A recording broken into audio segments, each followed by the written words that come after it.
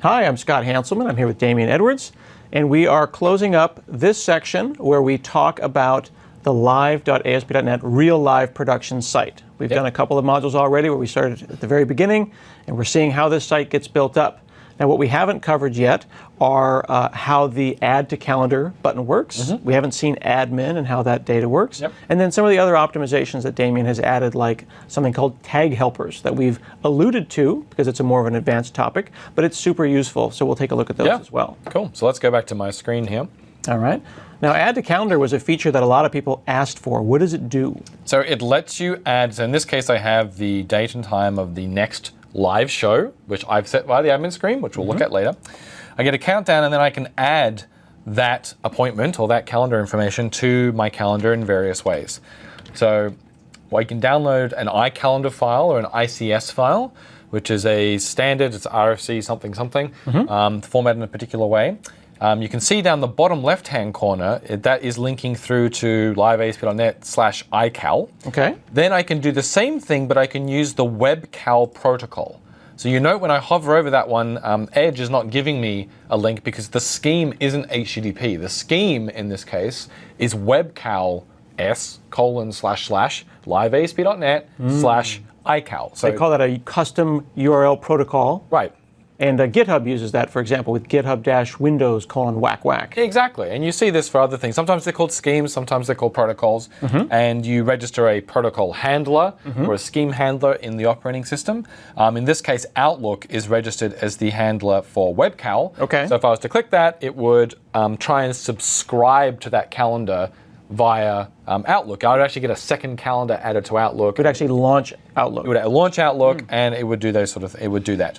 WebCal is quite powerful. It lets you actually persist that, and then the client, Outlook in this case, will periodically poll the endpoint once you've clicked this once, and will update the calendar with any changes that have happened. The protocol allows you to do recurring appointments and remove appointments and all that type of stuff. It's kind of like RSS for calendars. Exactly. Now, we're not using any of that advanced. We're just saying, hey, it's one item and it's the next show. That's all we ever do. And then lastly, it's an add to Google Calendar. And you can see in the bottom down here, that just links off to a google.com address where you can basically create a calendar item by way of a GET request. So you can see here it says render, action equals template, text equals, that's the subject. This is a well-known URL. A well-known URL as documented by Google on how you can link to someone's Google Calendar in the sort of create state.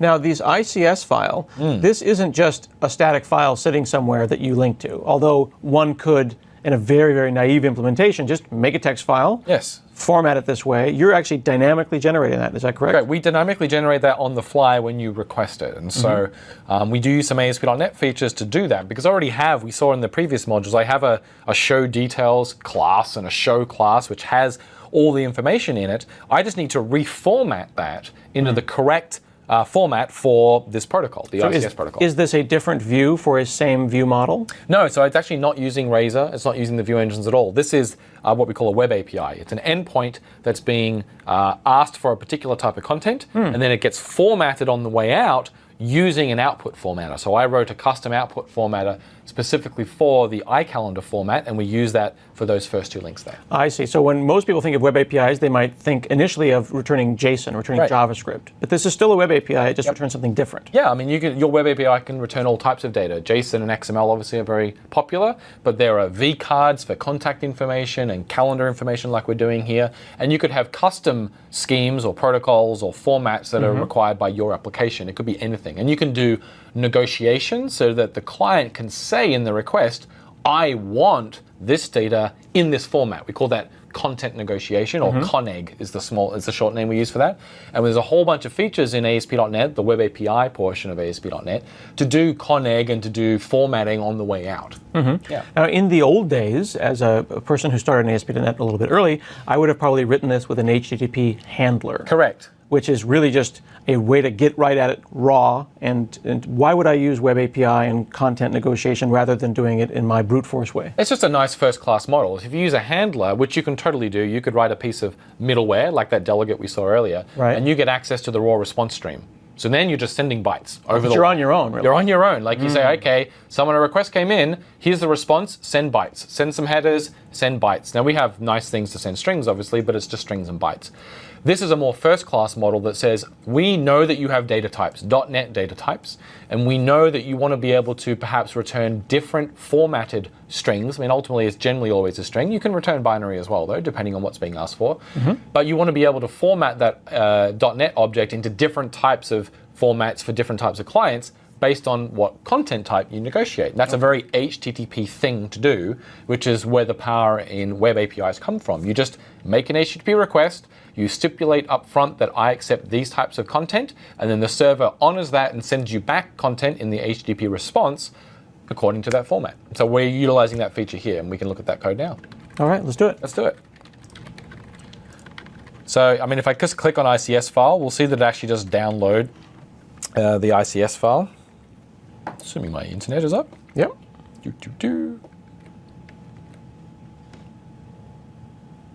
Maybe the site is restarting? Maybe it's a site. Perhaps we can try it again. Is the internet up at all? I don't know. Doesn't look like it because I'm not getting. Oh, that's us. I don't know if Bing counts. Bing gets cached pretty well. Try something. Try ASP.NET itself, the website. Oops, helps if I spell it right. Oh, well, that looks like it's up. So do you want to take a look at your Azure portal? Because this actually lives in Azure. Maybe we can log in and see how that website's doing. Yeah, we could.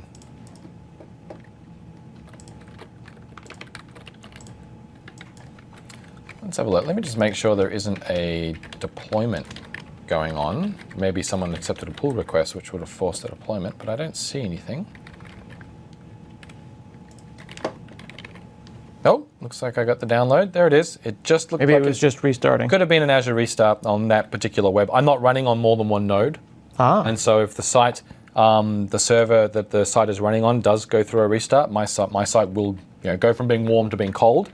And currently it does take about 25 seconds to start. So there's the file. My ICS file has opened. If I look in my downloads list and I look in the folder here, and there it is. You open that in Notepad. Here it is here. I can open this up in Sublime or VS Code. Alrighty. So there it is. There's the response from the live that's all website. it is. That's all it is. It's just a very simple format with a bunch of essentially name value pair keys. And I just need to create this using ASP.NET based on the data I get from my live show details. And we can see here that sort of date format that was similar to the one we talked about before as well. All right. So let's have a look at the code to do that. Let's go back to Visual Studio. So here is my home controller. So it's still on the home page. It's still my main controller. Okay, so you didn't need to make an all-new controller. I could have if I wanted to, but this is the method. So it seemed a little...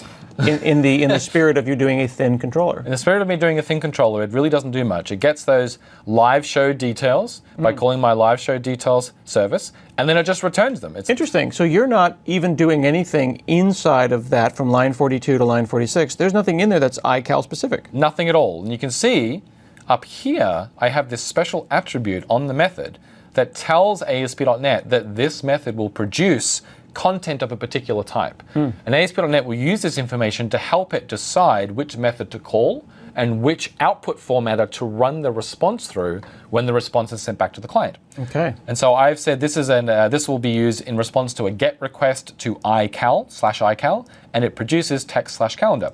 So okay, obviously nothing is actually happening here. All I'm doing is just returning the object. We call this an object result. I'm not returning an action result, something like a view, or a redirect result. I'm just returning an object. This is a very web API thing to do, and I'm going to rely on some other part of the system, the sort of output pipeline, to determine what to format it into. Okay. And so I do that by having this custom formatter that I wrote. So I created a folder called formatters. You can put it anywhere. So calling back, though, to a few modules ago, when you were initially going through startup.cs, correct, did we not skip over that? We did. If we go back to startup, what we'll see, if I scroll down into where I configured MVC, you can see I actually pass an option to MVC telling it about my custom output formatter.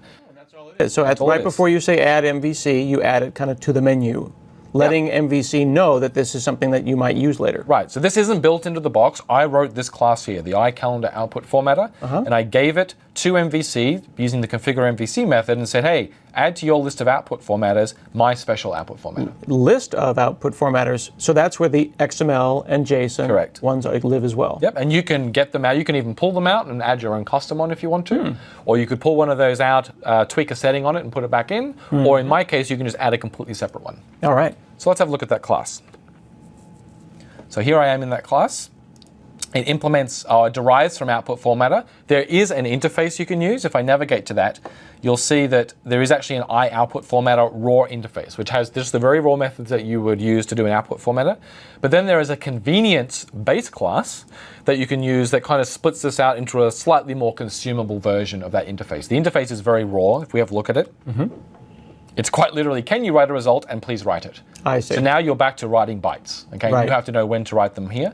This base class splits that out a little bit more, and you can see it has methods like write the headers, write the response body. Now, at this moment, if someone is a beginner or Yes. they're on the edge of beginner moving into intermediate, they may look at this, which you're showing us, which is just the top level methods that are available. And they may say, whoa, this is scary. Yeah. But if we go back over to your iCalendar formatter and break it down, Right. it's actually got less going on than you'd think. Here are the methods that I actually wrote. So there's my constructor.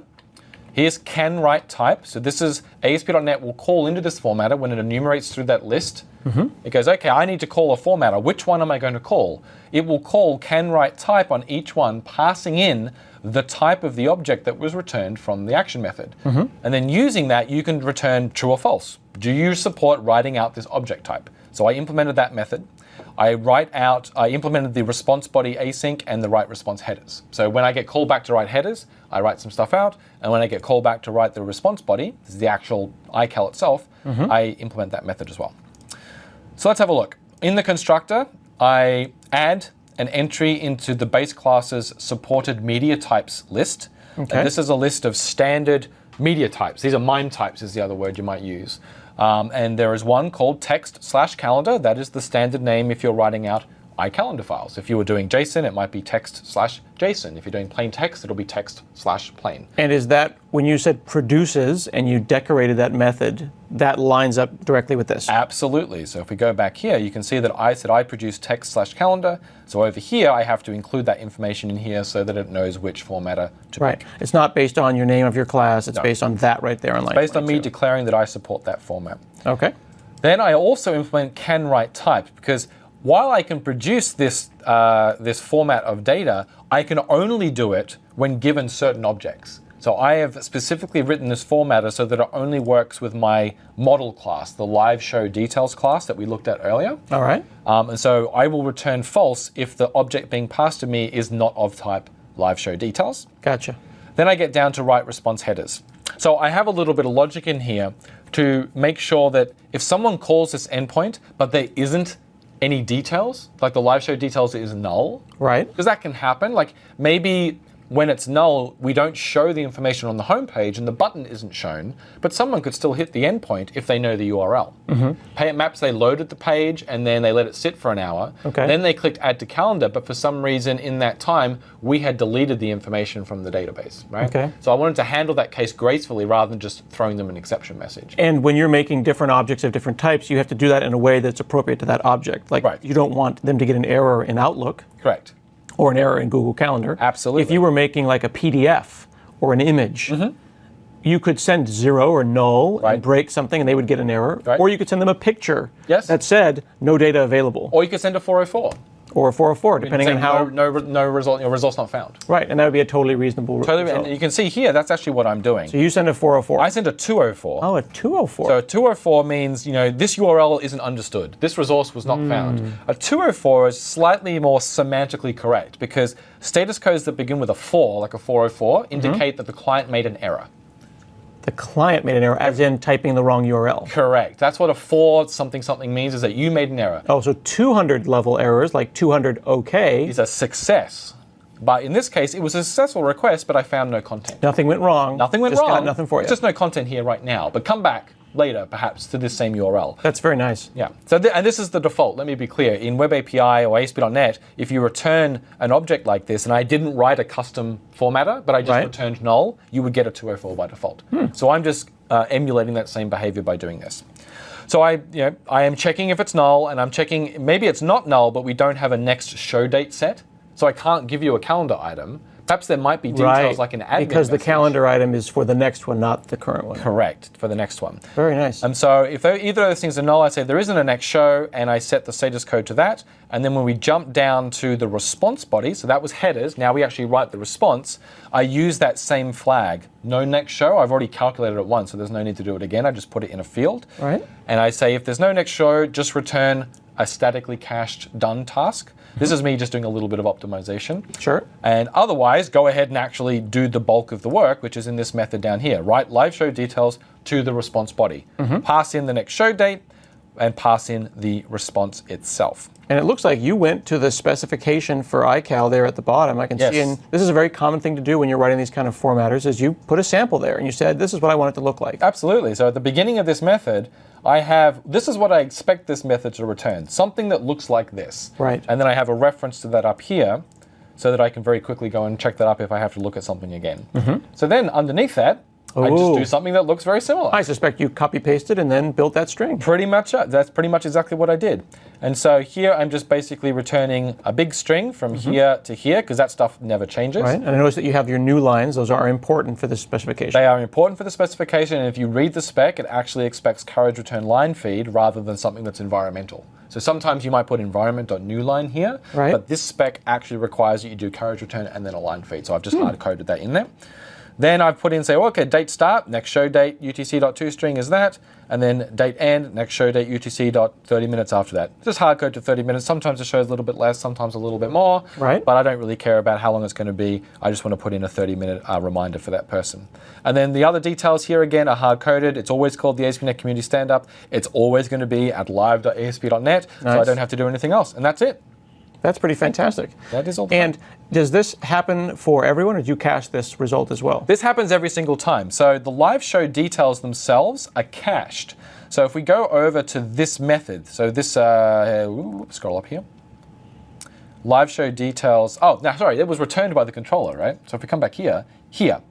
So if they are cached, they'd be cached on the other side They're of the cached on the other async. side. The formatter knows nothing about caching or loading data. All it knows about is that this live show details object was handed to it. Doesn't know where it came from. It might be null, but it is typed as that. I see. But this service here does do caching similar to the YouTube service we saw before, because I store these live show details in Azure Storage, and there's no need for me to hit Azure Storage every time someone hits the homepage or hits this URL, because I know they only change when you and I go to the admin screen and hit save. Right. And so we'll see that in just a moment, where I actually manually clear the cache whenever we update that record. Now, when you have layers like this, you've got a nice, well-factored service that gets the live show details. Right. There's Azure Storage, which in this case is your database. Yep. You have two databases, really. You have YouTube. Yes. And then you have Azure Storage. Correct, yep. But you are having the formatting happen every time.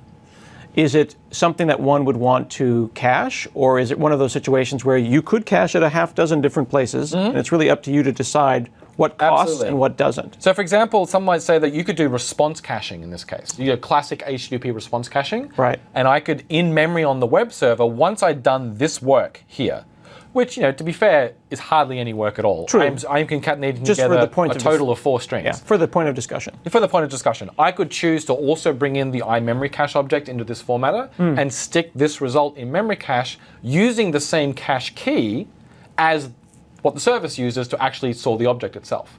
So that when I invalidate that single cache key, it invalidates both things. Or I could create a separate cache entry and link it to the other cache entry. So you can actually set things up. That's a little more complicated, but you Sure. can say, here's one item in cache. Here's a second item that's related to the first item. If the first one expires, also expire the second one for me. So there's a lot of choices if these were more complicated or more costly objects to either retrieve or to format. Absolutely. But in this case, as we said, we don't expect many people to be hitting that button over and over and over and over and over again. And frankly, even if they do, the expensive work is calling Azure Storage. That part is cached. All this is doing is turning into a string. Cool. Okay, so we've seen how to format the calendar information in multiple ways, and if another new calendar format could come out, we could teach the system about it. Yep, absolutely. With that, we could negotiate, what does the system want? Does it want JSON? Does it want iCal? Does it want whatever? You are pulling that information out of Azure Storage, but backing up, where does that get persisted into Azure Great Storage? point. Is that the administration? Yeah, that's the administration. So let's go and quickly look at the admin UI. All right. So here I am on the live site. So I'm going to jump over to that site /admin. So you can see it's asking me to sign in with my Microsoft corporate credentials because that's how we protect this. There's no custom username or password. It's simply signing me in with my normal Microsoft.com credentials. And you can see that you were at Microsoft.com just then, and now you're at live.asp.net.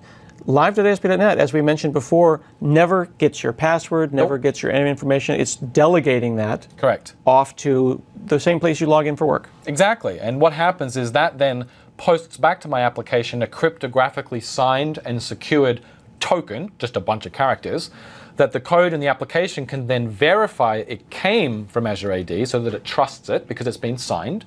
And then the application creates a cookie with a new token that it then uses for the pixels, right? So that it sends the cookie back to the browser, and then when I make a request to the website now, it just sends the cookie back and forth. So the authentication happens up front when I hit /admin in this case. The website created a cookie, and then that cookie is used from now on until it expires or I close the browser to authenticate me so I don't have to go back to Azure on every single request. And again, for people who may be familiar with writing applications where their first reaction would be to make it so you have to create your own user and create yet another password, and they might think that that's no big deal. This is the new way of doing things. If you have some federation service that you can log into, whether it be Auth0 or whether it be something in Azure or Twitter or Facebook, you get the benefits of two-factor auth or logging in with a smart card or whatever. Yep. And you, as the designer of the application, no longer had to think about auth. Absolutely. It's a non-issue for you. It's a non-issue. Yep. And more importantly, you don't even have the, for lack of a better word, the psychic weight of maintaining passwords and security around passwords. I really don't want to have to do that. It's not really what this site's about. No, it's not. I mean, as long as I trust that Azure AD can authenticate you as an employee of Microsoft with that name, I'm happy. That's all I need to know. And there's no way that someone else could fake and claim that they were No. Damien Edwards at Microsoft.com. No, because the code in my application is written only to talk to Azure AD as the endpoint, and it's written to verify that the tokens that it receives come from Azure AD, which uses private certificates that no one else has, et cetera, et cetera, et cetera. I know that you can't just send this magic cookie to my site that has your username in it and it will start working. It doesn't work that way. All right, very cool. So we're in admin. We've logged in, me, you, or John. Yes, correct. So now if I scroll down, we can actually see it's showing my username down the bottom right-hand corner here. And I have 3 fields that I'm able to set. I have an admin message, the streaming embed URL, and the next show date time. And this looks like you've also, like we talked about briefly in the discussion about forms, used Bootstrap to make your forms look nice. Absolutely. Like I rely. That looks like button danger. It is button danger. It is I love button This danger. is button primary, and Yeah. this is button danger. Love it. Because you're clearing the YouTube cache, which means you're going to force another YouTube hit. Now you also have this really nice thing. It's just a little detail, but I like it. We have click to show. Yes. You won't do that, but is that a Bootstrapism or is that a Damien? No, I wrote that. So this is just me going, you know what? I'd like to show on the admin screen the current environment settings being used. So you'll note at the top of the page, I actually say what environment name I'm currently in, which is kind of nice. So I know that I'm not on my local host. I'm in production. Let's see the razor for that real quick, just for that particular Absolutely. thing, because that is a nice little touch. So if I and this go is the there, nice okay. thing about using an application. It's not just a sample. We're living with this. Absolutely. Look at that, model.environment name. So you put that into the view model. Admin view model. If I go over here to the admin view model, and I go down to environment name, there it is. It's just a string, and I populate that using that application environment stuff that we talked about just previously. Very cool. That's a nice touch. You can never accidentally be in staging, and you actually have a staging. I have a staging as well, yeah. So I have a ASP something stand up Azure website something, and it's exactly the same site running the same code, except it points at a different database and uses different authentication keys. It's actually a different app compared to this site here. So it doesn't share tokens. So I have a couple of just convenience things here so that we can see those settings like I talked about. So I can see that when it saves to Azure Storage, I have a connection string, which I won't click because that's secret. I have a container name, which is what's the name of the container in Azure that we're storing this data in. And then I have the actual name of the file that we're using. And you can see this one is environment specific as well, because we have a staging site. It saves to show details.staging.json. And when I'm in localhost doing development, but still using Azure Storage, because obviously you can do that, it's to show details.localhost.json. And we had a little bit of a discussion about, well, where should that go? We had thought about maybe SQL Server, but it's, it's 3 values. It is literally these 3 fields right here. So no need for a SQL Server. Right. We thought about maybe putting it in a text file or a JSON file on the disk. Yep. Why did we not just stick it on disk somewhere where the web files Funny live? you say that. There's a couple of reasons. So if I actually go back to my application, if you look down here, there's actually a file called showdetails.json. Oh my. So I have it set up so that if you don't have an Azure Storage connection string configured in the application, it falls back to storing it in a file called showdetails.json just in the root of the website. But let me guess though, if you had scaled this out, if we become so dramatically popular that you need 3 web servers, how do you keep that file in sync? Well, the other problem then is that this file isn't checked in. This file is just data. When I redeploy the application, it effectively gets blown away and the new version gets put there and the site is restarted. If this data isn't stored in another location that's persistent, I lose those 3 fields. And that's what we had for the first week, because like we talked about before, I iteratively built this website. For the first week, I was happy just saying, you know what, when the site restarts, I have to go in and re-enter that date, until I got round to building the persistence model when I added the Azure Storage feature. So I incrementally built up the features of this site over a week when I had time to spend time doing it. All right, so we have 3 fields. This is a very, very simple admin screen. The stuff down here is pretty basic. I have 3 fields and 2 actions that I can perform. I can edit the fields and then hit save, or I can hit this button so that the YouTube cache gets cleared, and if I go back to the home page and hit refresh, it'll make a fresh call to YouTube. And that's the YouTube cache that changes every day, once a day. Correct. If I don't do anything, it'll already update itself every day. And you said that YouTube throttles you if you call it more than once a day. No, it's not once a day. I think it throttles you, lets you do hundreds and hundreds per day. I see, but you hit more than that. I did hit more than that one day, but more to the point, the problem for me was latency.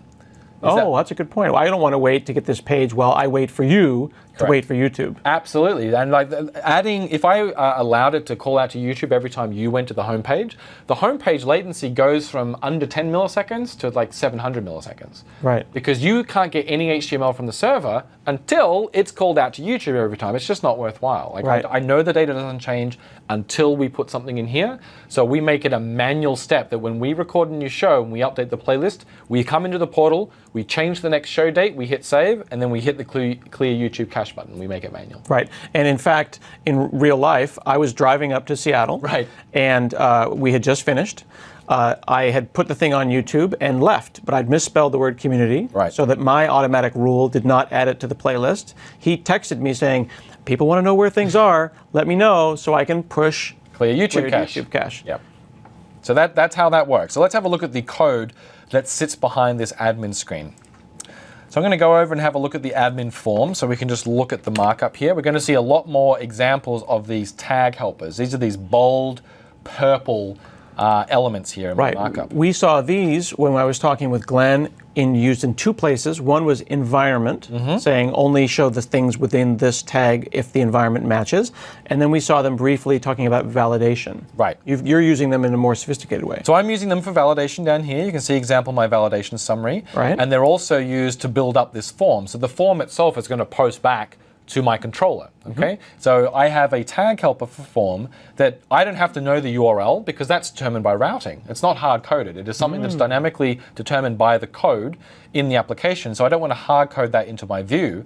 I simply say, look for a controller called admin and look for an action called save, and then it will set the action attribute of the form to the URL that maps to that controller. So That's again, nice. nice separation. It's very clean. It is very clean. We've had that in MVC for a long time, but previously you had to use a slightly more not well-fitting syntax in order to do that. You had to do an @using and then call a method and then do braces and to get this type of the stuff. goal with these purple tags here is for you to spend more time in HTML. Correct. And less time in code. And you can see here the advantage of that is that I can just put other HTML attributes. This is still a form tag. It's still a normal form tag that will go to the browser. So I can just add other attributes here, and they really have no bearing on the server-side aspect of rendering this form. They just get flowed right through to the client. It's really nice. It is nice, yeah.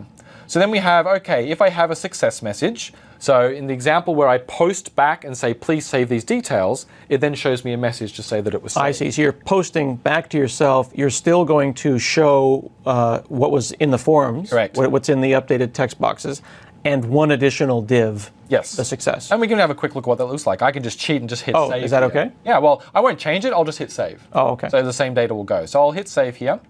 It says live show details saved successfully. Nice. The URL is the same. If I hit F5, I don't get that, do you want to resubmit the post? Because I didn't actually stay on the form. So has everyone ever filled in a form and then they hit save and it goes, yes, that succeeded. Then you hit F5 and you get this warning. It says, do you want to resubmit the form to the website? No good answer there. There's no good answer, right? Now, sometimes there is a good reason for doing that, but the better way to do this generally is a pattern called post redirect get. It's actually on Wikipedia. It's a well-known web development pattern. The form posts to the server. It's an HTTP verb name. It's the type of request you're going to make. I'm going to post this to the server. The server processes it. Assuming that the request is valid and everything works successfully, I then send back a redirect result. So we have post and redirect. The redirect is intended to send me back to the same form, but as a new request. That's the get part. So it's post, redirect, get. But it happened so fast, it didn't feel like that's what happened. You don't know that that's what's happening. I can click here and hit save again, and it just happens immediately. So show the code at the back that does the get. Absolutely. So now let's go and look at my admin controller. All right.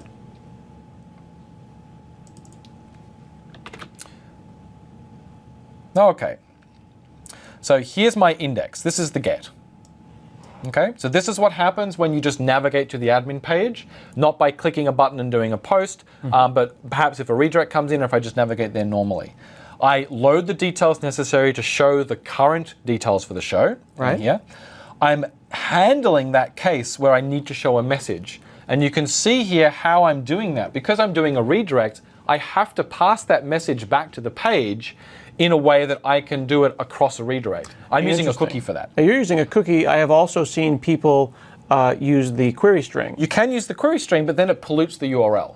Yeah, because then you get like question mark success equals true. Correct. And then if you hit F5 again, you would see that message again, even though you hadn't actually done anything when you refreshed the page. I see. that So time. instead, you use the cookie as temporary storage. I use the cookie as temporary storage. That's right. Now, again, I'm using the reference to the old days. Yes. In the old days, some people might have put that in the session object. And you can still do that. And there is a feature in MVC and ASP.NET called temp data. And it uses session. And it does exactly one thing. You put data in, temp data, it will be available for the next request, and then it gets automatically deleted. But for the scenario where you might potentially have, again, 3 or 4 of these, Right. session is not 100% reliable, that you'll get right back to the same machine because you'll be holding it in memory in session. Correct. On that one thing. And then you need a backing store for Then you your would session. need to do more complex configuration of your session provider. It'd have to be in a database or something like a Redis cache. And you know what? I have to store one value, and it's a number. for one request. So I just put it in a cookie, and then I deleted it. So there's no reason for anyone to think that that is distasteful? I don't think so. For me, I've done this technique many, many times on websites. For me, this is very clear, concise, and easy to understand as a developer, and it just works. It always works for the users of this application, and I don't have to worry about configuring my environment to support session. Now, for more complicated scenarios, session is a perfectly valid thing to do. All right. So I deal with read the cookie, see if there's a message to show. If it is, I show it, and then I delete the cookie. All right. Then I go off and actually load the details. I push those details onto my view model. So I have a different view model for this screen. Every view has its own view model. So I have an admin view model that I update from the model, which is the data that I loaded from my data store. And the view model maps almost always one-to-one to the view. With the pixels, that's right. The view model is what you use I like that. from the pixels to draw the stuff on the screen. All right. It's also what we use to get stuff from the pixels into the controller, which is why this post method down here takes the view model as well. Oh, interesting. So this is what I've heard people call view model in and view model out. Correct. Because you have to ask yourself, is the model that I'm going to be representing in the database, does it have anything private? I don't want someone a bad person, Correct. to mess around with that and change database IDs, Right. or even think for another way of phrasing it, they should never even know that there is a database. They shouldn't see database IDs making their way all the way to the pixels. Right. And so you can choose in some applications, I could split this model. I could have a model that's specifically just for showing and painting on the screen. And then I could have another model, which is the incoming model for the post, for the update. If you chose to. If I chose to. Now, in this application, I have 3 fields. And I know that there's no danger of overbinding, of like, oh, if I use the same model and I show more details than is actually allowed to be updated, this code is written, I know it's written in such a way that even if you populate these other properties on here, it's not going to matter because I don't access them. I don't use them anywhere. It's completely benign. Nice. Now, but in some applications, you do have to be mindful of that. If you share the same class, if I look at this class, it has more things on here than you should be able to set from doing the post. Like you don't want can't someone to change set the name, for environment. example. How do you prevent that? Well, they can set it. Like they'll be able to send up a value in the form field, and if I looked at model.environment name here, it would reflect what they put into the request.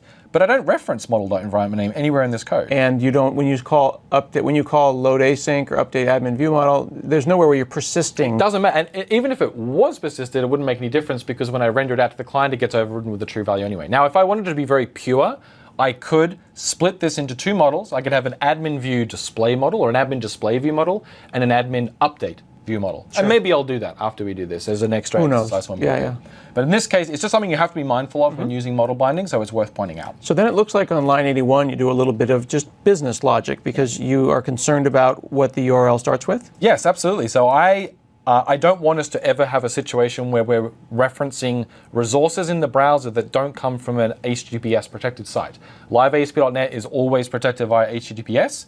I have a redirect rule in there that ensures that's the case. And so when I'm loading and showing resources from YouTube and like the live show embed, I want to make sure that it's always HTTPS. So on that admin screen, if I type in a URL here that is HTTP : something something, this code detects that and just flips it automatically to HTTPS. That's all it is. Convert it. Now, I could probably extract that into a little method called convert HTTP to HTTPS. I've just chosen to do it inline here. Interesting. And you could also do that depending on what your web server is. Maybe if you're using IIS could be responsible for that. You've chosen to make that a rule of the business. Well, in this case, because this isn't my URL, I couldn't actually get IIS to do that for me. This is data that I'm going to persist into the database, essentially, and then show on the page, because this is going to load something in the browser from a completely different website. Right. I have the rule set up in IIS so that my site will always serve its content via HTTPS. But if I didn't do this change and I let us type in an HTTP address, we would get a warning from the browser. In fact, it wouldn't even show we're the using embedded. mixed content. Using mixed content. And modern browsers won't even show it. They'll just say, That would be a error, big problem. tried to load something from a different domain that wasn't HTTPS, I'm not going to show it. So this is how we fix that problem. Before that, I'm doing model validation, obviously. So as part of this coming in from the client, there are some rules on this view model. We can see over here, I have some of these data annotations. So I have a display name, what type of data is it? It's a URL. And then interestingly down here, I actually created a custom data annotation so that I can validate that the date time that we type in is always in the future. And we can see that in action. So if I come over here and I try and put something that's from the past, and I hit save, it goes to the server. Oh, that's not from the past. So let me change back the data to the real data. And let's change the month. That would be much better. Farther back in the past.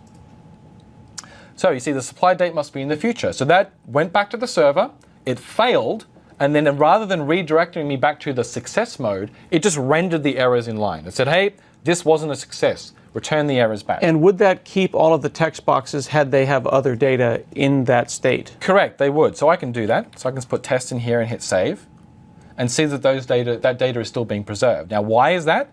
If I go back and look at the logic that we have here, if the model state is invalid, then I say, okay, there's an error. Just return and let the error render. I have to load the show details because I'm not going to redirect them and force a whole nother request, which would be handled by this method. I have to load the show details, populate the view model so that when I render the view, all that data is there so that the text box can have the data in it and all the other things will show up. But if the data if they haven't hit save yet, if they've put in a new title, you're loading the data from the database. Correct. How does the not yet saved title remain in the text box? That's because of how model state works. Now, this thing will preserve based on what was model bound in, and then when I go back into the HTML and render that, it'll preserve what was there because the text box tag helper that I'm using, if I go back over here. And update admin view model doesn't clobber that? No, admin view, because this control here, this input tag helper, Right. it knows how to deal with not just what's on the view model, but what's in the model state. So you can see here, I'm saying ASP4 admin message. Right. That's not saying just show what's in admin message. It's saying look at the admin message property on view model and make a rational decision based on what its current value is and what the value that was posted by the client is if I'm surrendering in line. And it knows to use that value over the other one in the case that there's an error. So this seems like this is an ongoing theme around scoping. Yes. Right? Where there's something and then there's something that's more specific, whether Correct. it be configuration data and environment variables or data that's in a database versus some of that data that might be within a post. Yeah, and these are the things that you would have to worry about if ASP.NET didn't do this for you. Now, most web stacks that let you build forms like this have this type of logic in them. The ability to say, hey, we want to preserve the original data in the case that there was a user error, a validation error in this case. Right. So even if we load in the actual data, that state is being tracked. And so when you go to render the text box, please render the one that the user expected. Okay? Right. Very cool. So we get that for free, which is Okay. nice. Otherwise, I'd have to put all that logic in here. So if we scroll back down, I'm in the middle of my post. So I said, here, I'm in save. Yep. If I assume the model state is correct, now I can actually go through and do the actual saving. So I knew up my live show details. This is my model rather than my view model. This is the thing I'm going to save into my database or serialize to a file, as it turns out. I set the values on that from the view model that came in from the client. Now, this is what we traditionally call left-hand, right-hand code. Yep. Assign from here over here, assign from here over here. I only have 3 fields, so this is pretty easy. In a lot more complex applications, this type of code can be a little tedious and can be a little error prone. And so that there are libraries you can use that do this for you. Things like AutoMapper.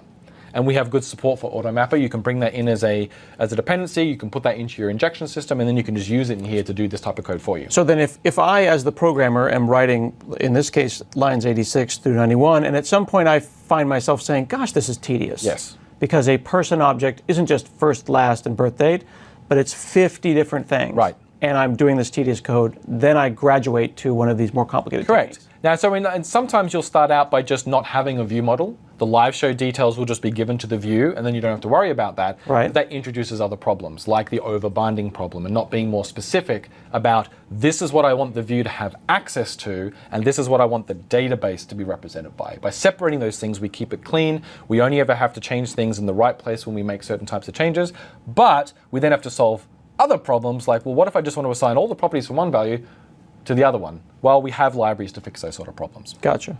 All right, so here, there's a little bit of interesting stuff. I talked about the UTC thing before. All right. While we're storing it as UTC, the form is expecting it in Pacific Standard Time, because that's the time that you and I work in. That's the time that Redmond at Microsoft works in. So the admin form, you can see here it actually says Pacific Time. I expect us to type this in Pacific Time, and then I convert that to UTC on the server. And that's actually fairly simple to do. So I have the Pacific time zone stored. You can see it here. Right. I created that up here. Static read only time zone info, find system time zone by name, and there it is. That's just So you're not counting on the server to be in Pacific time. No. But you are counting on the system to find out that Pacific time exists and Correct. grab that time zone info for calculations. Correct. So .NET has all that information because it comes from the underlying operating system. All my math is being done based with UTC time as the base, but I am expecting this date to come from the admin user in Pacific time, so I have to convert it back to UTC time when I save it. And you can see that's pretty straightforward. If it has a value, go ahead and call the convert time to UTC, pass in the raw value in PST, and tell it that the time zone is currently in a specific time, and it'll do the math to convert back for you. The reason you do it using these methods, if you tried to do this manually, you would get it wrong. It's as simple as that. I was giving a talk a couple of days ago to some folks at the Adelaide, Australia user group. Right. At which point I was surprised to learn that they were half an hour off. They are 1.5 hour before where I come from in Australia, which is the eastern coast. Yeah. Yeah. I mean, it was a reminder that, like, I know that there are people who are 3 hours ahead and 8 hours behind, but they were like 7.5 hours off. And I was like, wow, okay. Yeah. And that's the thing. those things aren't set in stone. they change from year to year as governments and countries decide to change where their time zone boundaries are and those type of things. So you want to rely on the operating system to do that work for you because we release patches for Windows. So I'm just using the code to do that work for me. And then finally, I set an admin message. If there's one set in the database, I save that information through the live show details, which is going out to Azure Storage or the local file. Then I send that little cookie down that lets me, when I do the redirect down here, preserve that and show that nice message. So then let's end on looking at inside of Save Async. How do you actually save this to Azure? Absolutely. So if I go back to my services folder, I can see I've got an Azure Storage Live Show Details service. You're very descriptive with your words. Does this make it easier when you have a larger code base? Well, at the end of the day, who are you writing the code for? You're writing it for people who have to maintain the code and read it and understand it. I try to optimize my code so that I can read it and understand what it's going to be. There's no reason to use a short name. Like, there's no limit on what the names are. You may as well give it a very descriptive name that tells you what it does. So in this case, it's the Azure Storage Live Show Detail Storage. Simple. Nice. So let's come back. So, and a long name doesn't necessarily mean that it has to be complicated. No, There's not at all. Not that much code here, we'll see. No. And you only have to, because I'm using dependency injection, I don't ever have to refer to it by that name. I always refer to it by this name. And then I only ever use this in my startup class where I put it in the container. Okay. So if we come down here, I'm doing dependency injection of a couple of things again. There's that memory cache services that you added that you now use. That I'm now using in this thing. All right. And then here's the meat. I do a load async, very similar to what we saw on the YouTube service. I check if it's in cache. If it's not in cache, I go out and get it. Otherwise, I just return the value from cache. There's really nothing there. It's a very really common pattern, yeah. And then the actual method, if I go down to load async down here, load from Azure Storage, which is the one that actually goes out to Azure Storage. And now this is code where you are using their I'm using library. the Azure Storage API as it's provided for .NET. So there's a method called getStorageContainer, which I've factored out all this goop that I have to do to get stuff. Get a blob. Get a blob. Things you have to do. If it doesn't exist, return null. Get a reference to the block blob. If that doesn't exist, return null. If I get this far, I have a container. I have a block blob of the name that I'm expecting. So then I say, this is again timing, how long it's taking. Grab the current time, actually perform the call. So block blob to download it all just to text, and then track that dependency occurred. And then finally, deserialize that text blob into my live show details object because that's the type I'm using in my application. And you're using JSON convert, so you're using JavaScript as your kind of poor man's database. Well, JSON, yeah, JSON.NET in this case, and because that works really, really well for the web. And I'm not sure if this is a dumb question or not, but on line 84 there, you're using that date time offset and download started. Is it usually a good idea to use datetime.utc now to do measurement? And this isn't like a stopwatch. You're not down to the milliseconds. Well, so there's a couple of things. What are you trying to measure there? So I'm trying to measure how long it took for that async operation to finish. But you're not interested in the milliseconds. Well, datetime is perfectly accurate for milliseconds. It'll do sub-millisecond perfectly fine. Stopwatch is what you'll need to do things that are sub millisecond. I see. But stopwatch is limited. Stopwatch was only accurate if you stay on the same CPU core. Oh, interesting. And so the stopwatch class utilizes a hardware feature of modern CPUs where they have a very high frequency timer that runs on every core. If I was to try and use a stopwatch across these calls, there's no guarantee that the thread I start on line 82 is running on the same CPU by the time I come down here and call stopwatch.stop. In which case the time tracked will be incorrect. So for the purposes of these course measurements, it's totally reasonable. Like all I want to know is that does the call to Azure Storage take 400 milliseconds versus taking 100 milliseconds, or does it take 2 seconds? That's all I really want to care about. That makes a lot of sense. When it's displayed in the portal, it's always shown in aggregate anyway. So. All right. And then finally, you kind of do the opposite to save it. So get the storage container. If it's not there, create it. Go ahead and get a blob reference. Serialize the object instead of deserializing the object, and then time the operation to upload it to Azure Storage. Okay, so in closing, we saw where you can right-click and publish to a file system. You can also publish directly to Azure. Yes. Do you publish from Visual Studio to Azure, or do you use some other technique? I do not. I use what's called the Kudu system in Azure. Kudu is an open source project that does source control-based website deployment. And so that's supported in the Azure portal. So I've configured GitHub with my Azure portal so that whenever I check into GitHub, it automatically deploys to my staging site. To staging, not to production. To staging. And then I have I have a staging slot. I have one website with 2 slots. I have a staging slot and a production slot. When I change code and commit it to GitHub, it automatically goes to the staging site. I go up to the site and check that everything's fine. If it's all good, I go to the portal and hit swap. And then that will do a live swap of production to staging, and now I'm running in production. Very, very cool.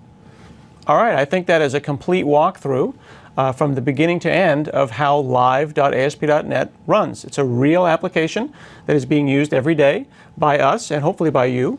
It is running ASP.NET 5 and it is running in Azure. And if we're lucky, you'll continue to use it and we'll have to scale it. Yes, wouldn't that be nice? And we will hopefully see more about this application in future virtual academies that we'll do on advanced techniques in ASP.NET 5, as well as a little bit farther in the future, cross-platform ASP.NET 5. Thanks so much for watching. Thank you.